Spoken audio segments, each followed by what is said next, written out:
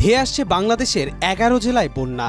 দেশের উত্তর, উত্তর পূর্ব এবং দক্ষিণ পূর্বাঞ্চলের ১১টি জেলায় বন্যার সম্ভাবনা দেখা দিয়েছে বলে জানিয়েছে বাংলাদেশ পানি উন্নয়ন বোর্ডের বন্যা পূর্বাভাস ও সতর্কীকরণ কেন্দ্র। এই সতর্কতা আগামী ৩০ মে পর্যন্ত থাকবে বলে জানান তারা।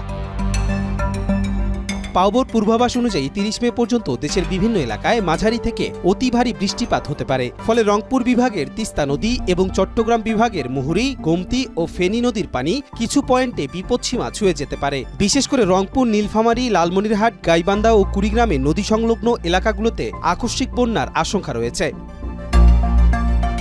অন্যদিকে সিলেট, সুনামগঞ্জ, মৌলভীবাজার, হবিগঞ্জ ও নেত্রকোনার নিম্নাঞ্চলগুলোতেও বন্যার ঝুঁকি তৈরি হয়েছে।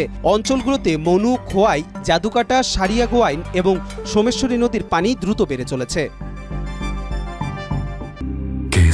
শেকড় থেকে শিখরে।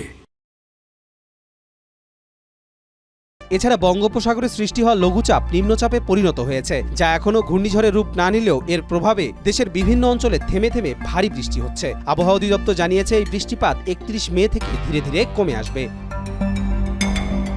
নদী তীরবর্তী ও নিচু এলাকাগুলোতে পানি প্রবেশ করলে স্বল্প সময়ের মধ্যেই সেখানে বন্যা পরিস্থিতি তৈরি হতে পারে, যা স্থানীয় জনগণের জন্য বড় ধরনের দুর্ভোগ বয়ে আনতে পারে। সংশ্লিষ্ট প্রশাসন ও জনগণকে সতর্ক থাকার আহ্বান জানানো হয়েছে।